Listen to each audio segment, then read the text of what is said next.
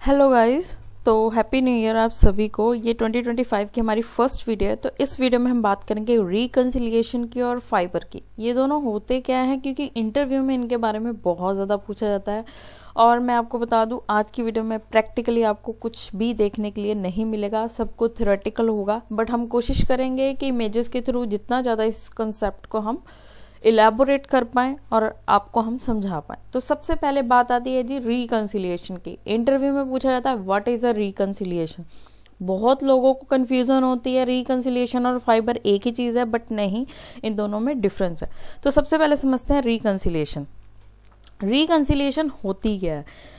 तो यहाँ पर आप देख सकते हो मेरी स्क्रीन पे मैंने इसकी डेफिनेशन को लिखा हुआ है। The mechanism that tracks changes in a component state and projects the updated state to the screen. वो कह रहा है कि एक तरीके का मैकेनिज्म होता है जो कि ट्रैक करता है जब भी आप कंपोनेंट में चेंजेस करते हो, स्टेट में, प्रोजेक्ट में चेंजेस करते हो, जो भी आपकी स्क्रीन पर ठीक है डिस्प्ले होता है, उन चेंजेस को ट्रैक करने का जो मैकेनिज्म है उसको रिकंसिलिएशन कहते हैं। ठीक है, डिफ है। अब ये जो सेकेंड लाइन है, the diff algorithm is a key part of the reconciliation process. तो अभी तक तो बात सिर्फ रिकंसिलिएशन की हो रही थी। वो तो मुझे पता लग गया कि भाई जब भी कुछ चेंजेस होते हैं हमारी एप्लीकेशन में, ठीक है, और हमारे स्टेट में, प्रॉप्स में, हमारे कोड में, जो भी जाके स्क्रीन पर सर्व होता है, ठीक है, उन चीज़ों में जब चेंजेस होते हैं तो उन चेंजेस को ट्रैक करने का जो तरीका है या फिर मैकेनिज्म जिसको आप कह लो टेक्निकल टर्म में, उस मैकेनिज्म को हम रिकंसिलिएशन कहते हैं। बट ये कह रहा है कि जी जो डिफ एल्गोरिथम है वो बहुत ही की पार्ट प्ले करता है रिकंसिलिएशन में। बट ये डिफ एल्गोरिथम है क्या? तो जी डिफ एल्गोरिथम क्या करता है, it's responsible for comparing the new virtual DOM with the old virtual DOM and identifying the differences। देखिए यहाँ पर आपने पढ़ा कि रिकंसिलिएशन क्या है, एक मैकेनिज्म है जो ट्रैक करता है आपके एप्लीकेशन के स्टेट, प्रॉप्स के चेंजेस को। ठीक है, बट ये चीज़ें होती कैसे हैं, ठीक है, ये चीज़ें बैकएंड पे कैसे परफॉर्म हो रही हैं, क्या कंसेप्ट चल रहा है रिएक्ट के बैकएंड पे कि रिएक्ट इतनी फास्ट है, ठीक है, उसके लिए कौन रिस्पॉन्सिबल है। ये जो प्रोसेस सारा फॉलो हो रहा है, ऑब्वियस ही बात है, अगर कोई मैकेनिज्म ट्रैक हो रहा है तो उस मैकेनिज्म के पीछे भी तो कोई ना कोई एल्गोरिथम फॉलो हो रहा होगा। तो वो जो एल्गोरिथम है वो हो रहा है डिफ एल्गोरिथम। तो डिफ एल्गोरिथम क्या करता है, वो कंपेयर करता है पुराने डॉम को नए डॉम के साथ, या फिर आप कह सकते हो नए डॉम को पुराने डॉम के साथ वो कंपेयर करता है। अब ये जो नया डॉम है उसको हम बोलते हैं वर्चुअल डॉम, जो पुराना डॉम है उसको हम बोलते हैं रियल डॉम। जिसको बिल्कुल ही नहीं पता कि डॉम क्या है, तो पहले हम डॉम देख लेते हैं कि डॉम होता क्या है। तो गाइज आपकी स्क्रीन पे मैंने एक डॉम ट्री की इमेज डिस्प्ले की है। ठीक है, डॉम बेसिकली देखो इसकी फुल फॉर्म होती है डॉक्यूमेंट ऑब्जेक्ट मॉडल। ठीक है, ये कॉम्बिनेशन होता है डिफरेंट एलिमेंट्स का, एक तरीके का ट्री होता है। जैसे जितने भी आप टैग यूज करते हो ना HTML में, head, body, footer, H1, paragraph, title, Meta tag, div, ये सभी एलिमेंट है, पार्ट है किसके, डॉम ट्री के। ठीक है, तो डॉम ट्री कुछ इस तरीके का दिखाई देता है जैसे कि आपके स्क्रीन पे है। तो आई होप आपको डॉम के बारे में पता लगे। जैसे मैंने बोला ना वर्चुअल डॉम, रियल डॉम, तो ये है डॉम। अब हम वर्चुअल डॉम और रियल डॉम का कंसेप्ट समझते हैं कि दोनों के बीच में होता क्या है, कैसे वर्क करते हैं। ठीक है, क्योंकि अभी तक हमने देखो क्या रीड किया, मे बी आपको ये वीडियो थोड़ी सी बोरिंग लग रही होगी, बट आपने अगर ये देखी तो आपको रिकंसिलिएशन, फाइबर और डिफ एल्गोरिथम बहुत अच्छे से समझ आएगा और इंटरव्यू में आप इसका आंसर बहुत अच्छे से दे पाओगे। ठीक है, तो हमने यहाँ पर क्या रीड किया कि भाई जो डिफ एल्गोरिथम है वो रिस्पॉन्सिबल होता है वर्चुअल डॉम को रियल डॉम के साथ कंपेयर करने के लिए। ठीक है, तो अब हम देखते हैं कि भाई ये दोनों काम कैसे करते हैं। तो गाइज आपकी स्क्रीन पे मैंने दो इमेजेस शो की है। एक तो है हमारे पास रियल डॉम, ठीक है, ये हमारा है रियल डॉम, ठीक है, और ये हमारा है वर्चुअल डॉम। ठीक है, अब रियल डॉम क्या है, डॉक्यूमेंट ऑब्जेक्ट मॉडल। ठीक है, अब बेसिकली रियल डॉम होता क्या, एक तरीके का ऑब्जेक्ट होता है। ठीक है, इसी की कॉपी होती है वर्चुअल डॉम, मतलब कि जो रियल डॉम है उसी की एक कॉपी बना दी गई वर्चुअल डॉम, ठीक है। बट बनाई क्यों गई, फायदा क्या था इसको बनाने का? देखो, जब भी आपके रिएक्ट में कोई स्टेट अपडेट होती है ना, डेटा अपडेट होता है, तो वो जाके पहले वर्चुअल डॉम पे इम्पैक्ट करता है। फॉर एग्जाम्पल ये वाला जो एलिमेंट था ये अपडेट हो गया, ठीक है, ये स्टेट हमारी अपडेट हो गई, फिर उसके बाद ये वाली स्टेट हमारी अपडेट हो गई, ठीक है। अब बेसिकली गाइस होता क्या है, रिएक्ट में वर्चुअल डॉम और रियल डॉम का कंपैरिजन होता है। कंपैरिजन होता कैसे, ये एक एक जो एलिमेंट होगा या फिर कह लो एक एक जो स्टेट होगी उसको कंपेयर करेगा। जैसे इसको इसके साथ इसने कंपेयर कर देना है और इसको ये इसके साथ कंपेयर करेगा, ठीक है। इसने देख लिया भाई इसमें वैल्यू है 1 बट इसमें वैल्यू है 2, तो ये जब कंपेयर करेगा तो ये जो 1 है इसको ये यहाँ पर डाल देगा, मतलब अब रियल डॉम में क्या आ गया, 1 आ गया। वैसे ही अगर यहाँ पर A है, ठीक है, अगर यहाँ पर A है और यहाँ पर B है, ठीक है, तो उसने कंपेयर किया, उसने देखा भी यहाँ पर B है, वो यहाँ पर भी A को ही पास कर देगा, तो यहाँ पर भी A ही पास हो जाएगा, ठीक है। अब इसके पीछे कंसेप्ट क्या है, क्यों ये कंपैरिजन हो रहा है? देखो, अगर ये कंपैरिजन नहीं होता या वर्चुअल डॉम का कंसेप्ट नहीं होता रिएक्ट में, तो होता क्या कि रिएक्ट को डायरेक्ट डील करनी पड़ती रियल डॉम के साथ, जो कि काफ़ी बड़ा होता है, काफ़ी हैवी होता है। इसको अपडेट करना मतलब बहुत ही ज़्यादा टाइम कंज्यूमिंग, ठीक है, बहुत ज़्यादा टाइम वेस्ट करने वाली चीज़ है। तो इसलिए रिएक्ट में वर्चुअल डॉम और रियल डॉम का कंसेप्ट आया था। बट इन दोनों के कंपैरिजन का जो एक कहते हैं ना, हर चीज़ का एक तरीका होता है, तो इन दोनों को कंपेयर करने के लिए जो एल्गोरिथम फॉलो किया गया वो है डिफ एल्गोरिथम।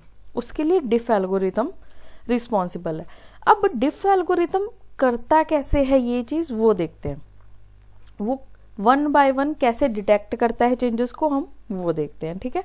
तो सबसे पहले डिफ एल्गोरिथम क्या करता है, चेंजेस को डिटेक्ट करता है। Detect changes when a component state और a prop changes, the reconciliation algorithm trigger the diffing algorithm. वही बात हो गई कि भाई जब भी कोई स्टेट और प्रॉप चेंज होती है तो ये रिकंसिलिएशन एल्गोरिथम किसको ट्रिगर करता है, डिफिंग एल्गोरिथम को ट्रिगर करता है, ठीक है।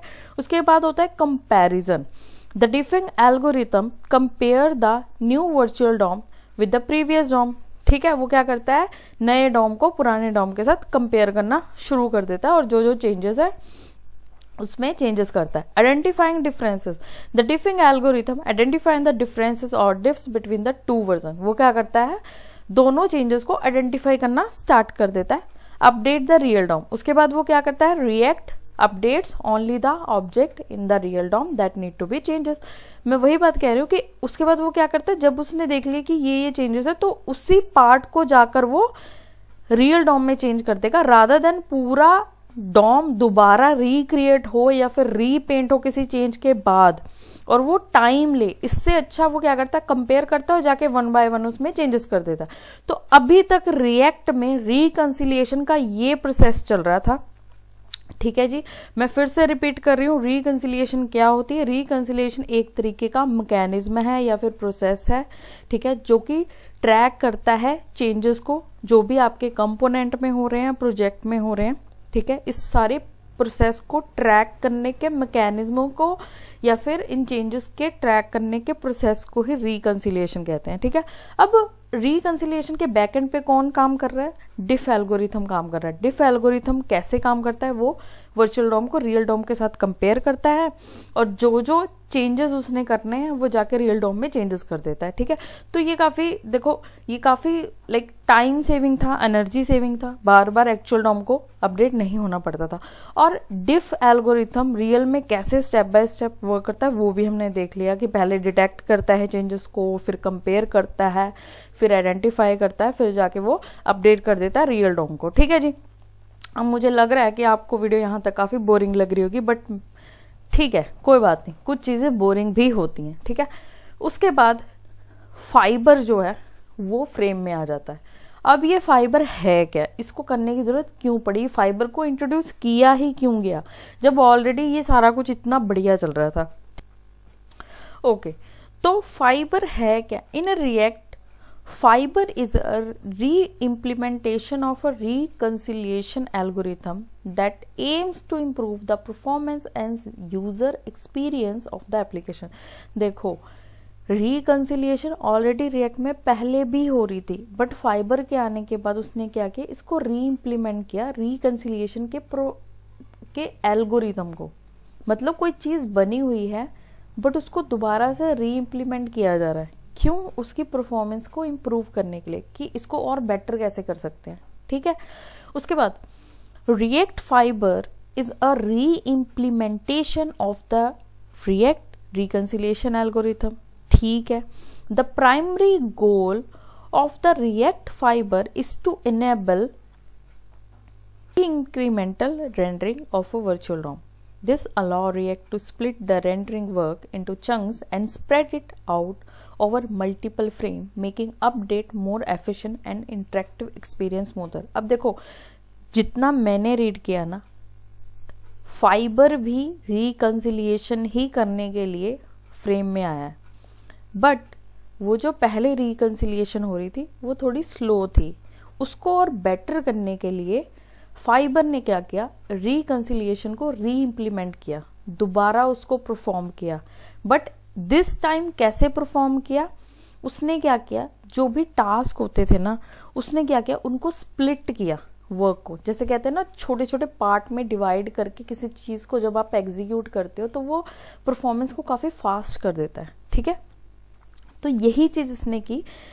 उसने क्या किया, चंक्स में डिवाइड कर दिया, spread it out over multiple frames, making update more efficient and interactive experience smoother. मतलब कि हुआ क्या, फाइबर ने रिकंसिलिएशन तो किया, बट उसने क्या किया, इसको इम्प्रूव किया। कैसे इम्प्रूव किया, जो भी टास्क होते थे उनको उसने डिवाइड किया चंक्स में, छोटे छोटे पार्ट में, ताकि जल्दी जल्दी काम हो। मल्टीपल फ्रेम्स क्रिएट किए, मोर एफिशिएंटली उसने अपडेट करना स्टार्ट किया, ताकि यूज़र का जो एक्सपीरियंस है, मतलब कि जो हम यूज़र हैं, जब हम रिएक्ट को हमारा जो एक्सपीरियंस है वो काफ़ी स्मूथ हो। ठीक है जी, अब रिएक्ट फाइबर जो है वो क्या कर रहा है, React Fiber works by breaking down the rendering process into smaller, more manageable chunks and allowing React to schedule and process these chunks as needed in a way that balance the need for a smooth animation and efficient update.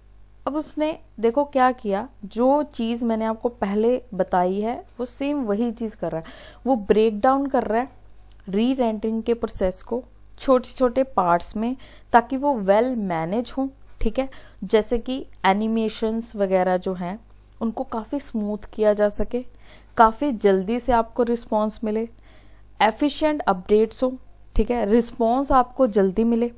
ठीक है, एक balance उसने जो है वो बनाया, जो कि एनिमेशन में भी हमें चाहिए था और नॉर्मल कोड में भी हमें चाहिए था रिएक्ट में। ठीक है, एक कहते हैं ना, जैसे मैं एक एग्जांपल लेती हूँ। फॉर एग्जांपल, आपके पास ना एक एपीआई को कॉल करना है। ठीक है, आपको एक एपीआई को कॉल करना है, बट उस एपीआई के लिए जो आपने डेटा भेजना है वो डेटा बहुत ज़्यादा, लाइक आप कह लो कि मिलियन या बिलियन में है।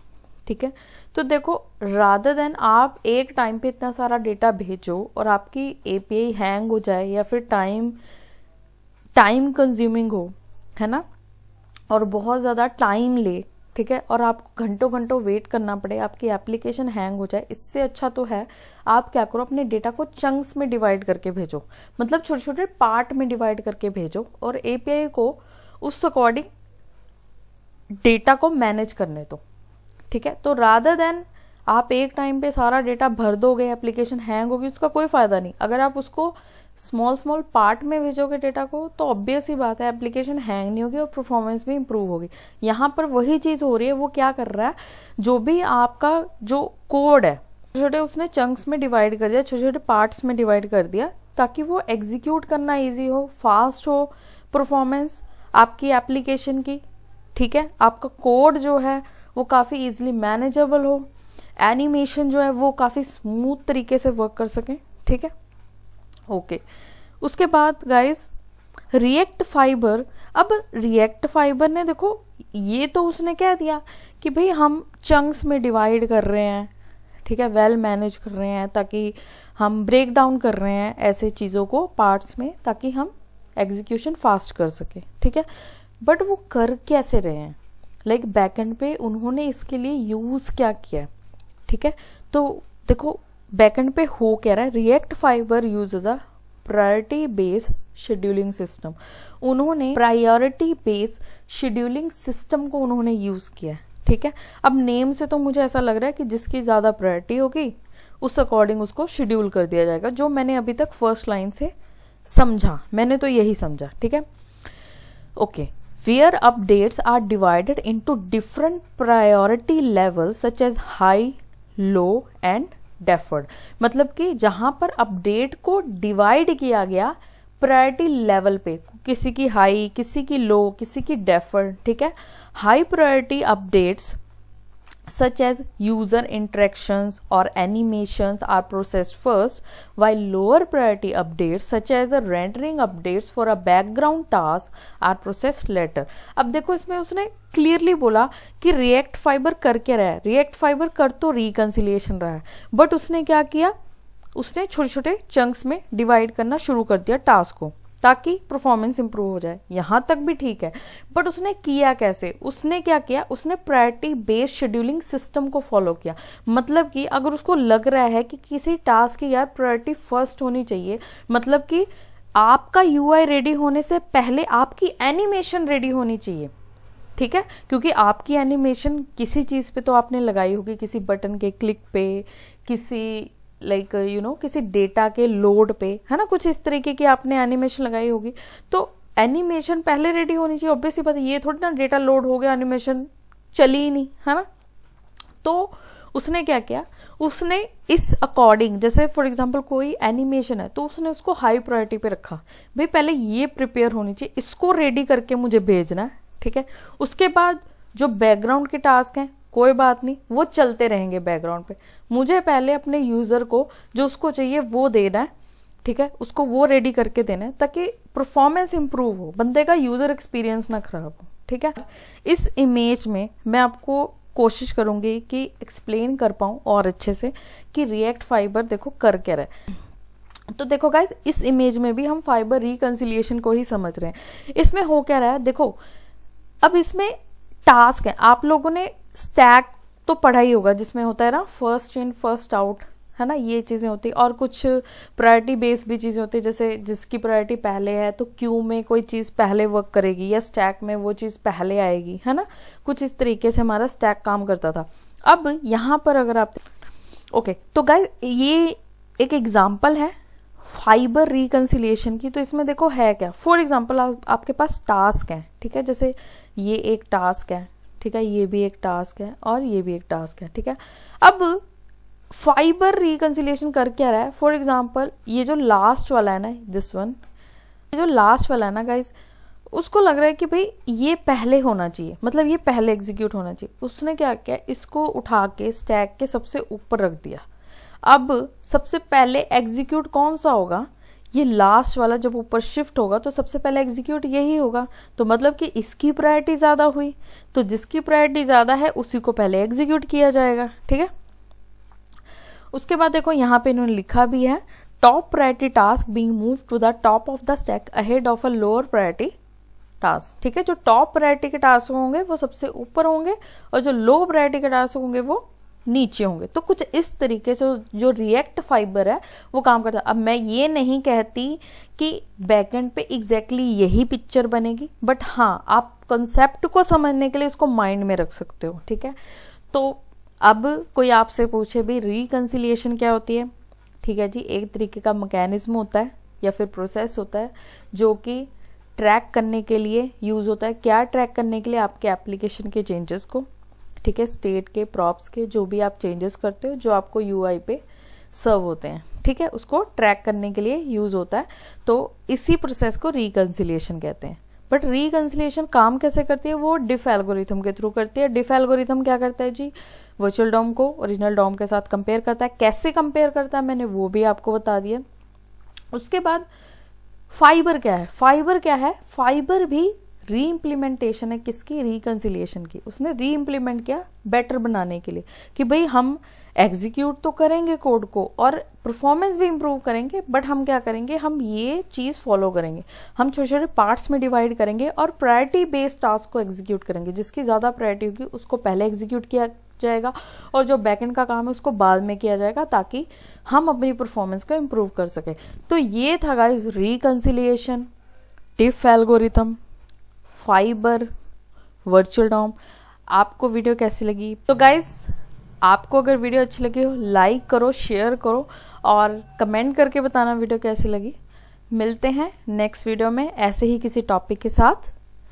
आज के लिए बस इतना ही। Again happy new year 2025। I hope ये न्यू ईयर आप लोगों के लिए बहुत अच्छा हो, आप लोगों के लिए बहुत ज़्यादा सक्सेस लेकर आए, आप लोग हमेशा हेल्दी रहो, अपनी फैमिली के साथ खुश रहो। तो मिलते हैं नेक्स्ट वीडियो में। Thanks for watching.